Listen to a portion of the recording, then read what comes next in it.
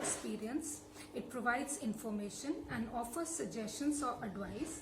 It may include amusing stories, reported speech, and descriptions. It can be formal or informal depending on the target readers. It is written in a less formal style than a report. Now, a good article should have the following elements: an eye-catching title to attract the reader's attention and suggest the theme of the article. Next, an introduction which defines the topic to be covered and keeps the reader's interest intact. The main body of 2 to 5 paragraphs in which the topic is further developed in detail. And the conclusion summarizing the topic or giving a final opinion, recommendation or comment. Now I will show you a model article, how you have to write. Now children, this is an example of an article, a model article. Now in the question you will be given an outline. Now here you have to write an article on secularism.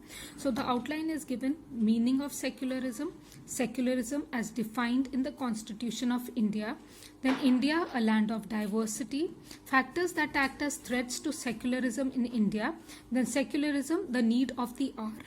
Now the format of writing an article is, first of all, you have to give an eye-catching title to your article that will be written in the center of the page. Here it is written as Secularism versus Religion in Politics. It has to be written in the center. After this you will leave a line and then you will elaborate on each point given in the outline of that article.